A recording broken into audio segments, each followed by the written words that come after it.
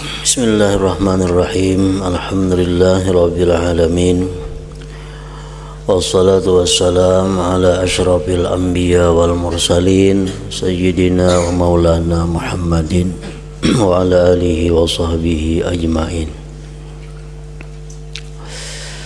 Yang kedua, yang mengharuskan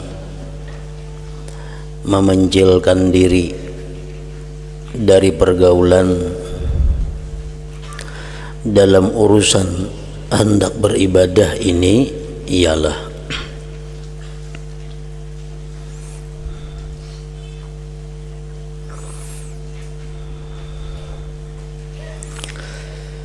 manusia itu dapat merusak hasil-hasil ibadah engkau.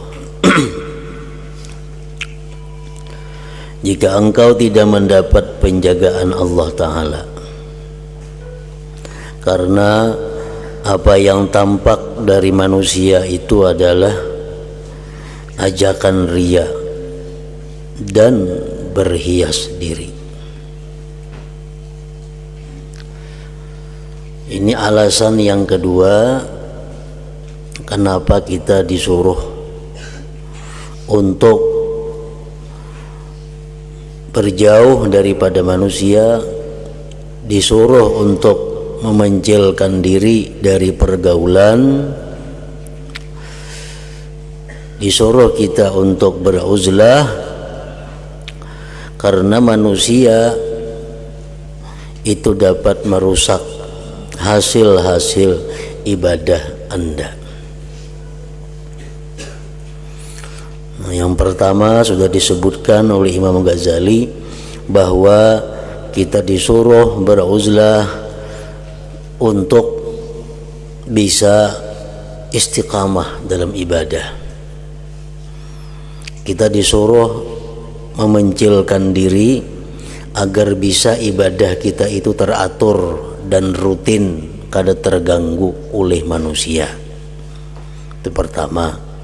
Yang keduanya, kita disuruh uzlah karena manusia-manusia itu dapat merusak ibadah yang sudah kita lakukan.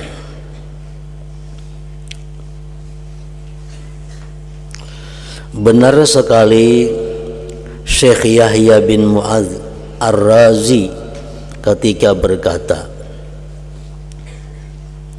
pandangan manusia adalah alas atau hamparan riya.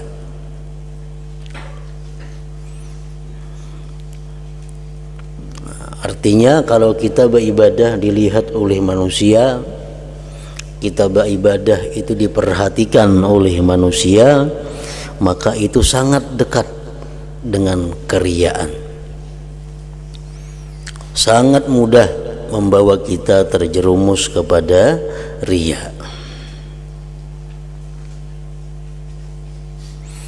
Orang-orang yang berniat zuhud itu mengkhawatirkan diri mereka dari riya ini, sehingga mereka meninggalkan pertemuan dengan manusia lain dan saling berziarah.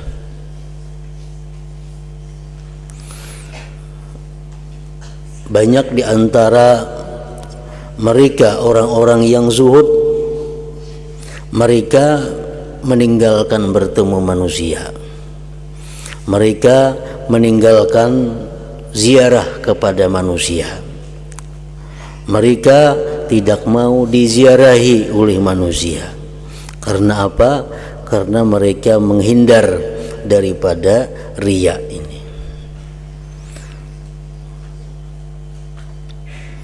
Dituturkan bahwa Haram bin Hayyan berkata kepada Uwais Al-Qarni, semoga Allah merahmati keduanya. Ujar si Haram, hai Uwais, hubungilah diriku dengan ziarah dan pertemuan. Haram ini minta ilangi lawan Uwais. Ujar Haram, ilangi pang aku.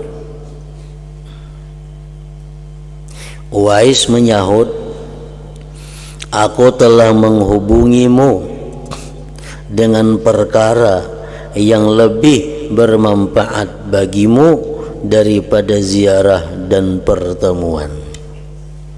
Aku menghubungi ikamai dengan hubungan yang lebih berguna daripada ziarah langsung itu. Nah, apa? Yaitu doa dalam keadaan tersembunyi. Ad-doa bi dhahril ghaib. Kita mendoakan kawan kita, kita mendoakan saudara kita tanpa sepengetahuan inya, itu adalah sangat dekat untuk dikabulkan oleh Allah Subhanahu wa ta'ala, dibanding kita mendoakan kawan kita itu di hadapannya atau di tengah orang banyak. Nah, jadi kita mendoakan kawan kita misal tengah malam saurangan kayak didengar oleh manusia, kita berdoa kepada Allah, ya Allah beri petunjuk kawanku si Fulan bin Fulan, murahkan rezekinya, sihatkan badannya. Nah, itu hanya doa bil zahril ghaib, itu lebih berguna daripada kita langsung berilang kepada kawan itu, dan doa itu lebih dekat untuk dikabulkan oleh Allah daripada kita berdoa langsung di hadapannya.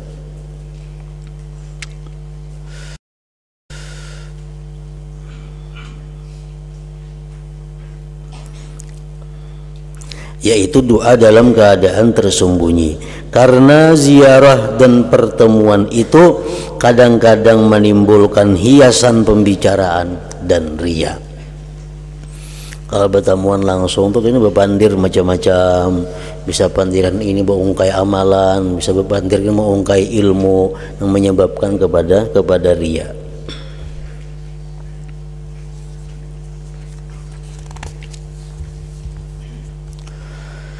Sulaiman Al-Khawwas pernah ditanya tatkala Ibrahim bin Adham datang ke kotanya, apakah engkau tidak perlu menemui Ibrahim? Sulaiman menjawab, sungguh jika aku bertemu syaitan yang durhaka, itu lebih aku sukai daripada bertemu dengan Ibrahim bin Adham. Ibrahim bin Adham salah seorang ulama besar, salah seorang yang dikenal dengan wali, datang ke tempat yang di situ ada Sulaiman Al-Khawwas tadi.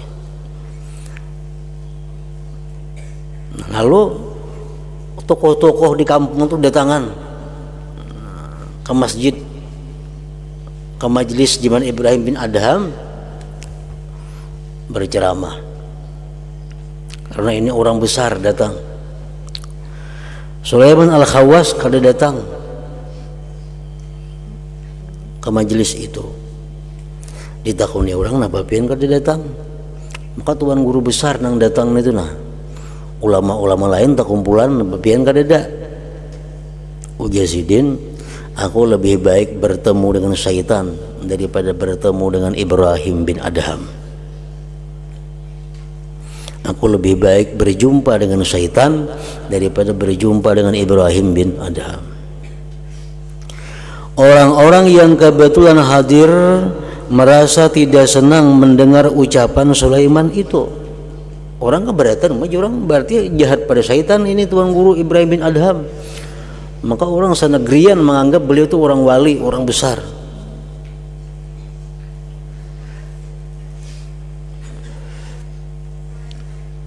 Lalu Sulaiman Al-Khawwas tadi berkata, aku khawatir apabila bertemu dengan Ibrahim bin Adham, aku berpura-pura baik demi dia.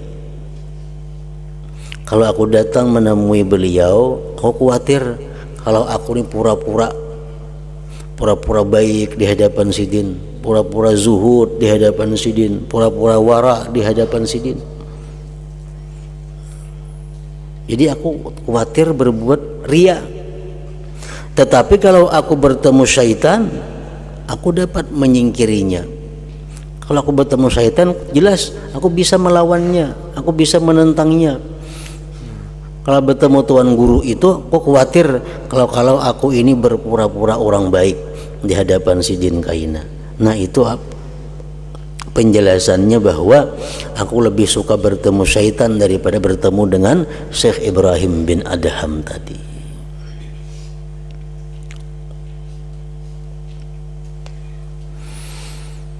Guruku Abu Bakar Al-Warraq pernah bertemu dengan sebagian orang yang telah ma'rifat kepada Allah. Ujar Imam Ghazali, guruku Abu Bakar Al-Warraq pernah bertemu dengan sebagian orang yang telah ma'rifat kepada Allah, lalu saling mengingatkan dalam waktu yang lama. Pepandiran berdua, lawas saling memberi nasihat, saling memberi wasiat. Kemudian mereka berdua, guruku dan orang arif itu, berdoa di akhir bincang-bincang mereka.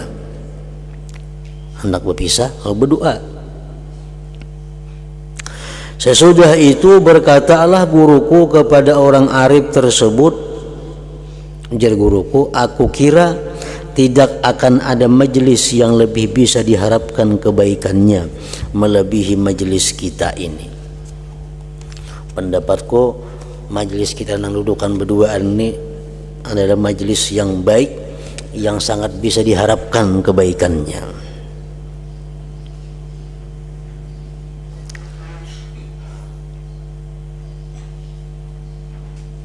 Orang arif itu menyahut, orang arif tadi menjawab, kalau aku tidak begitu.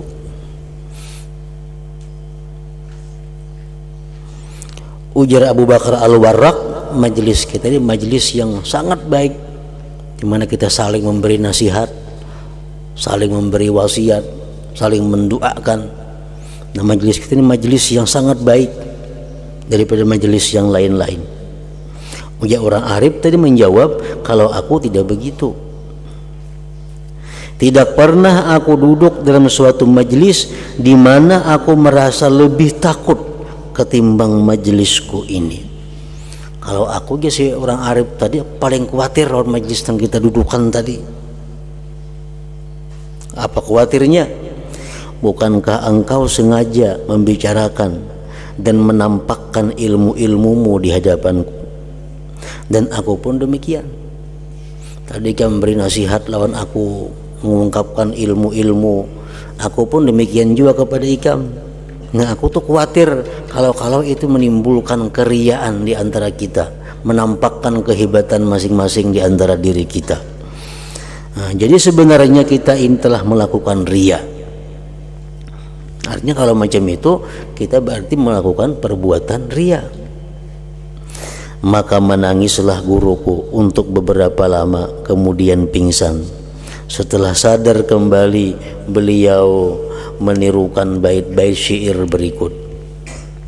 Ya wailata min mauqifin ma bihi akhwafu min ayyadilal hakimu ubarizullaha bi isyanihi walaysa limin dunihi rahimu. Ya Rabbi afwan minka an mudnibin asrafa illa annahu nadimu.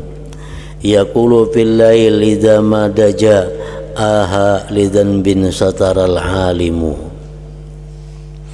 Artinya, sungguh celaka aku karena tempat berdiri atau berhenti yang tidak lebih mengkhawatirkan daripada jika hakim bertindak adil.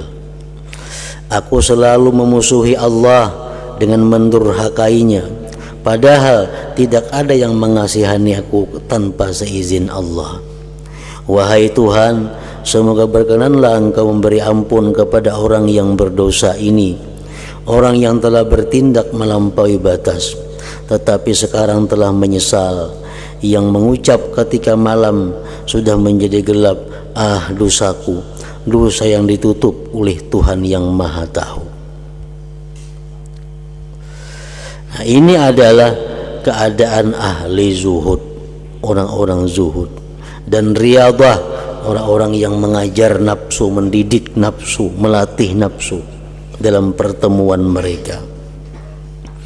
Lalu bagaimanakah keadaan orang yang cinta dunia dan penganggur atau ahli berbuat jelek dan bodoh?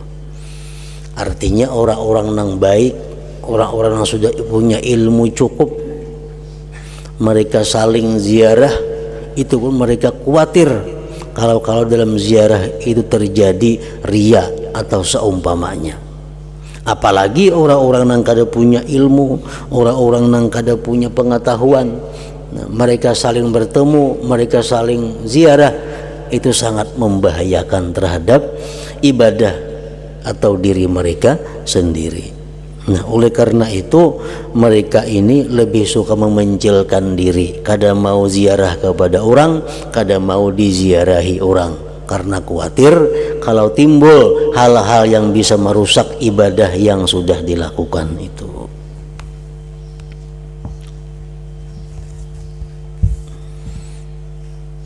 Padahal ziarah kepada kawan itu perbuatan sunnah, perbuatan yang baik. Tapi kada diwajibkan, perbuatan yang hanya anjuran. Kita berilang kepada orang-orang saleh, kita berilang kepada orang-orang wali, kita ziarah ke orang-orang yang mulia, itu perbuatan yang baik. Tapi kalau kita khawatir di dalam ziarah-ziarah itu berbuat hal-hal yang dilarang oleh Allah, maka jauh lebih baik kita meninggalkan berilang atau ziarah itu. Yang kita harapkan berilang itu apa? Dapat berkahnya. Kita berilang kepada orang-orang salihin, kepada orang-orang baik, yang kita harapkan apa? Dapat berkah dari mereka. Kita ziarah ke kubur mereka, yang diharapkan apa? Dapat berkahnya. Tapi justru yang kita lakukan adalah kepura-puraan, berpura-pura baik di hadapan sidin, berpura-pura adil di hadapan sidin. Nah, itu lebih buruk daripada kita kada ziarah. Lebih baik kita kada usah ziarah, tapi kita selamat daripada hal-hal yang membinasakan diri kita tadi. Ketahuilah bahwa zaman telah berada dalam kerusakan yang besar dan manusia berada dalam banyak bahaya. Mereka menyibukkan Anda sampai Anda lupa beribadah kepada Allah. Artinya kalau kita hidup di masyarakat, kalau kita hidup melayani, bergaul dengan masyarakat, bergaul dengan manusia, nah mereka itu bisa menyibukkan kita daripada ibadah. Gara-gara kita mengurusi mereka, ibadah kita terlantar, ibadah kita tertunda, ibadah kita terqadha. Padahal untuk orang-orang yang ingin mendekatkan diri kepada Allah, itu ibadah mesti dijaga waktunya, ibadah mesti dipelihara tempatnya. Karena setiap waktu itu ada malaikat-malaikat yang menjaganya. Kalau kita beribadah misal rutin jam 2 atau jam 3, nah itu sudah ada malaikat-malaikat yang menunggu kita di jam itu. Kalau kita beribadah kada kekaruan waktunya, kita kada punya malaikat penjaga waktu. Nah, sudah rutin jam 2 kita sembahyang, malaikat sudah tahu ini jamnya pulan sembahyang. Malaikat pun ikut mendukung, ikut mendoakan, ikut membantu kita. Ini jam 2 nih jamnya si anu sembahyang. Ini jam 9 jam si anu sembahyang duha. Itu kalau kita rutin di jam-jam itu sudah melakukan ibadah, itu kita banyak dibantu oleh malaikat-malaikat sahibul waktu yang punya waktu. Nah, kalau kita ini kada ada ketentuan beribadah jam berapa, itu kita kada punya kelebihan, kada punya keutamaan seperti orang-orang yang memiliki waktu itu. Nah, manusia kalau kita bermasyarakat, kalau kita bergaul, itu kerap kali merusak, mengganggu ibadah kita.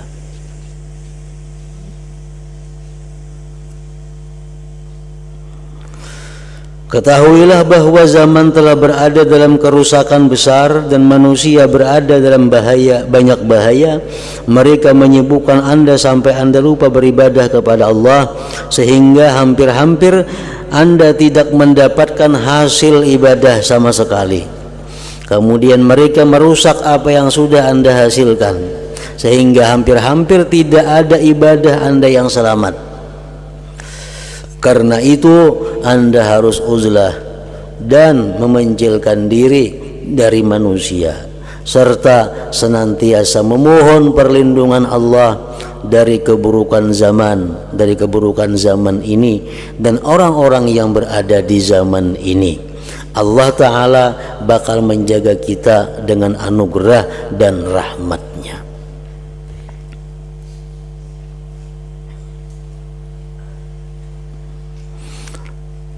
Nah, jadi kegunaan uzlah, memanggilkan diri dari manusia, kegunaan khalwat, menyendiri,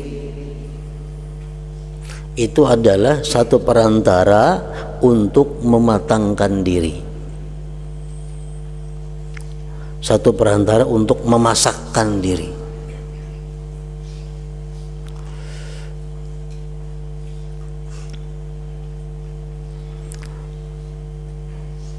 Nah, seringkali kita mengambil contoh, mengambil perbandingan manusia ini dengan masakan, dengan beras. Manusia-manusia awam, manusia-manusia umum itu sama lawan beras.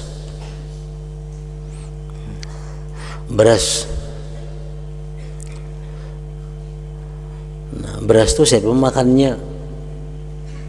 Malah manusia makan beras kada mau, paling ayam. Nah, diumpani beras. Itik ini mau makan berasnya itu kambing, yang kada makannya beras. Jadi makan berasnya binatang-binatang. Nah, jadi manusia-manusia itu bermanfaat hanya untuk binatang. Manusia-manusia nang kayak beras tadi. Nah, kayak apa sih beras ini supaya bermanfaat kepada manusia? Tentu jadi nasi. Bila berasnya jadi nasi, nah bermanfaat bagi manusia. Kalau berasnya jadi nasi, maka berasnya berguna bagi manusia. Maka kita makan, kita pelajari kayak apa prosesnya si berasnya sampai jadi nasi ini tuh. Kayak apa berasnya prosesnya sampai jadi nasi nang nyaman. Pertama, beras itu dibasuh. Allah, dibasuh.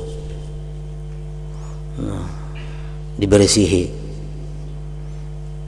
Nah, kayak itu juga seorang manusia kalau inya hendak jadi nasi, bersihi dulu, dibasuh. Ada tukang basuh. Dalam hal ini adalah gurunya. Nah, dibasuh, direndam, dikacak-kacak oleh gurunya si manusia nih. Tuntung dibasuh, dihantak-hantak lubak orginah menyisakan beresnya toh. Nah, itu juga manusia dihantak-hantak oleh pendidiknya, oleh gurunya supaya tiis. Nah, itu pun apalagi beres nih dimasak. Nah, manusia hendak jadi manusia yang bermanfaat kepada manusia mesti dimasak. Nah, dimasak. Sain lawas, sain panas, sain menggurak. Nah, menggurak beres tadi. Manusia pun dididik oleh gurunya, diberi pelajaran ini, diberi latihan ini, dilarang itu, menggurak manusia nih. Mengguraknya. Jadi menggurak itu dilihatkan lah, kada diharu pulang. Nah, anu ancuh. Ya Allah, beres itu diharu pulang. Kayak itu juga sih ini manusia nih, digulak-gulak, dididik, diharu, di macam-macam oleh pendidiknya supaya jadi Jadi nasi dilajari ilmu macam-macam, disuruh ini, gawi ini, jangan itu, jangan ini. Nah, tuntungnya manggurak karing. Nah, si beres nanya karing, mbah karing apa ditukupi, tak ditukupi. Nah, manusia tadi sama, begitunya sudah karing, tak ditukupi. Ditukupi ini apa? Disuruh bakhalwat, disuruh bauzlah. Nah, jangan kelihatan orang, jangan masuk angin gini, jangan. Nah, sama nang kaya beres tak ditukupi, dikiripi apinya. Nah, orang bauzlah itu kada perlu lagi dilajari, sudah ini sudah bauzlah, cuma amalkan apa nang ada. Nah, jadi nasi ditukupi, beres ditukupi, memadar nih sudah.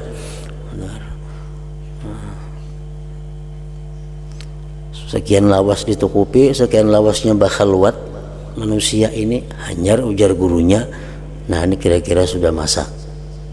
Nah, karena kita buka panci tadi, kita lihati, oh belum, tukupi lagi. Untuk keluar aja tuh, belum. Artinya belum. Masih karas lagi nih, masih karas. Tambah lagi khalwatnya, tambah lagi uzlahnya. Nah, sudah sekian masa, sekian waktu, dibuka, oh sudah selesai. Nah, dikaut, diberi makan kepada manusia. Nah, inilah seorang yang sudah selesai pendidikannya. Jadinya mengajar kepada manusia, manusia nyaman mencerna apa yang disampaikannya, orang nyaman mendengar. Masak nasinya, amun nama alang ini nang daur, sudah diharu, sudah diudak, sudah dipadar, sudah, cuma malah-alang disurung sepalih karas, sepalih lama. Manusia ada makan, napa nang makan itik ayam paling. Nah, macam itulah kurang lebihnya perumpamaan manusia ini. Kayak apa supaya ilmu itu nyaman, supaya ilmu kita itu dipakai, dimakan orang, kayak apa? Mesti melalui pendidikan. Sama kayak beres tadi. Jadi khalwat uzlah ini bukan tujuan, bukan tujuan sampai mati kita beruzlah berkhalwat, itu bukan demikian. Uzlah dan khalwat ini adalah satu macam perjalanan kita untuk menampak diri, untuk memantapkan ilmu yang sudah ada. Nah, supaya apa? Supaya terjun ke masyarakat kita nyaman, kita mudah, kada terganggu dengan hal-hal yang merusak diri kita, karena sudah matang. Rasulullah SAW sebelum diangkat menjadi Rasul kan beliau berkhalwat di Jabal Nur, di Gua Hira, sekian bulan hidin di sana, boleh ke rumah ambil bahan-bahan, tulak lagi ke sana. Akhirnya apa? Akhirnya diangkat jadi Rasul. Imbasnya jadi Rasul adalah sering beruzlah, kan ada lagi. Terus bergaul dengan masyarakat, bergaul dengan orang kafir, bergaul dengan orang zalim, bergaul dengan orang fasik, bergaul dengan orang-orang mukmin. Beliau kada terganggu. Kenapa? Karena sudah masak dengan uzlah, dengan khalwat beliau tadi. Nah, oleh karena itu seseorang pelajar, seseorang yang berilmu, dia beruzlah, dia berkhalwat, itu ada melatih dirinya, memasakkan dirinya supaya keluar ke masyarakat kada terpengaruh dengan orang lain karena sudah masak. Nah, jadi itu sebenarnya tujuan atau maksud daripada kita disuruh beruzlah, disuruh berkhalwat, supaya apa? Supaya kita bisa kawa meluruskan ibadah. Jangan mbahnu tagawi, mbahnu kada, mbahnu talat, mbahnu takada 2 hari. Nah, kalau kita beruzlah, kita bisa mengatur waktu. Kenapa? Nah, mengganggu kada ada tamu, kada ada kawan, kada ada. Nah, kita menguasai waktu. Jam 2 kita melaksanakan ini, jam 3 kita melaksanakan ini, jam 4 melaksanakan ini, jam 5 sembahyang subuh, jam 6 baca ini, jam 7 ini. Nah, waktu teratur. Nah, kalau sudah kita punya ketetapan waktu, sehingga kita mempunyai kawan-kawan malaikat sahibul waktu. Belum lagi kita beribadah, mereka sudah menunggu kita. Nah, kita belum lagi beribadah, jam 2 kurang 5, oh, malaikat kita sudah datang menunggu kita. Karena ini jam 2 waktu kita menghadap Allah Subhanahu wa taala. Nah, ini yang dimaksud dengan ujar Nabi kita, ahabbul a'mal ilallah adwamuha wa in qalla. Allah paling suka amalan itu nang mudawamah, nang terus menerus. Allah paling suka amalan itu nang disiplin, wa in qalla, walaupun sedikit. Nah, ini beli jam 2 sembahyang 2 rakaat tuh aja. Tes jam 2 dimanapun inya berada, kapanpun jam 2 sembahyang 2 rakaat. Nah, Allah paling suka ibadah seperti itu walaupun sedikit, daripada nang banu jam 2, banu jam 1, banu jam 3, banu parai. Nah, walaupun banyak, Allah kada suka demikian. Ahabbul a'mal ilallah adwamuha.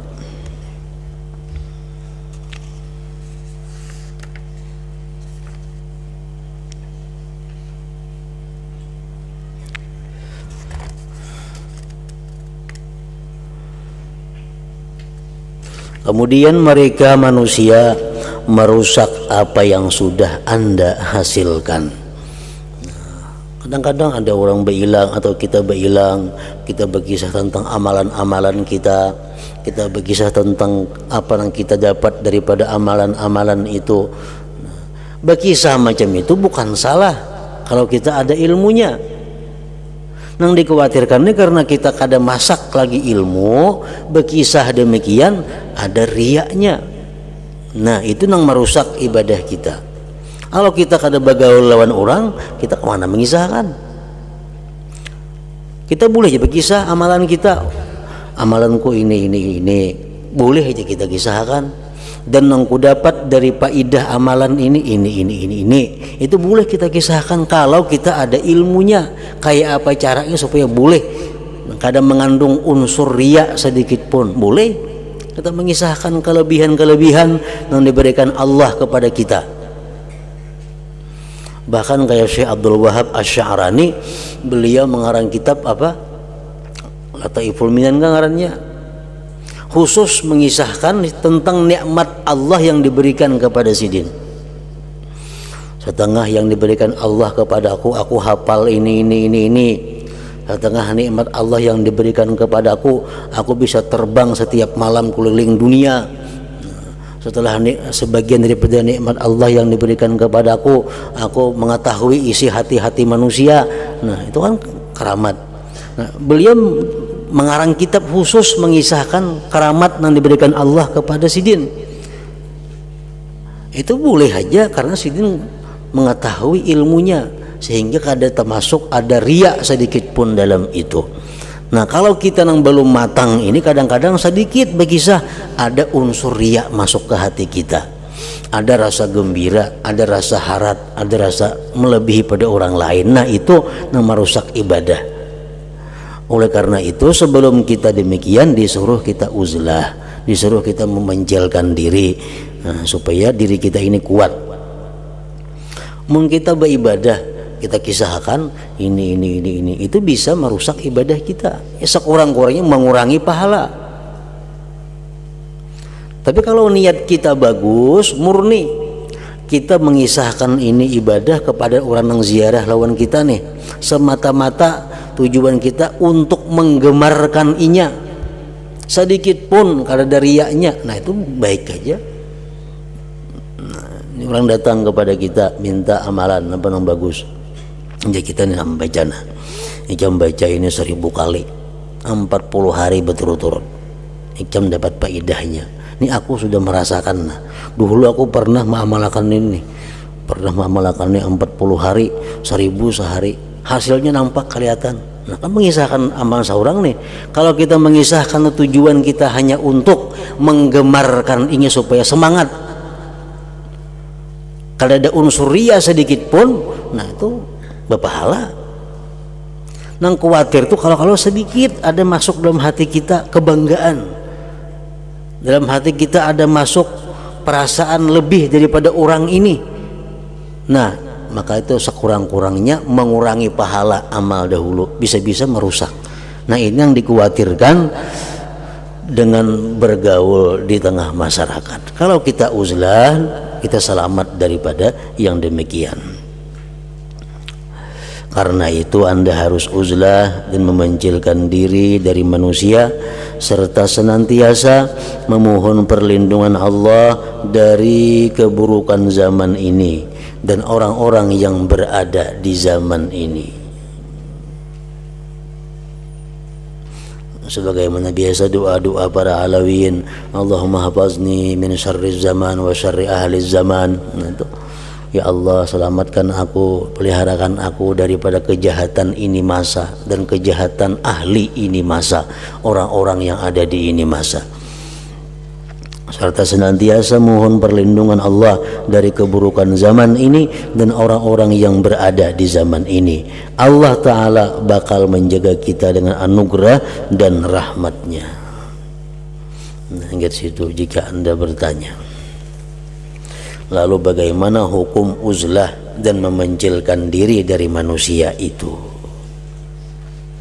Jadi kita disuruh, kita dianjurkan uzlah, dianjurkan menjauhkan diri dari manusia. Hukumnya apa? Apakah wajibkah kita beruzlah itu, atau sunatkah, atau mubah aja kah? Ila hadratin Nabi sallallahu alaihi wasallam. Al-Fatihah.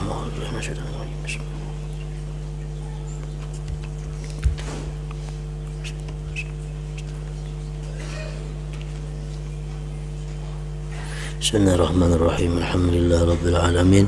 Allahumma salli wa sallim ala sayyidina Muhammad wa alihi wa sahbihi ajma'in. Allahumma ghafir lana ma akhta'na wa ma tahammadna wa ma asrarna wa ma alanna wa ma asrafna wa ma anta alami minna, antal muqaddim wa antal muakhir, la ilaha illa anta. Allahumma nafa'na bima 'allamtana wa 'allimna ma yanfa'una wa zidna fahman wa ilman wa amalan wa hudan wa tawfiqa bi rahmatika ya arhamar rahimin. Sallallahu alaihi wasallam Muhammad wa alihi wasallam.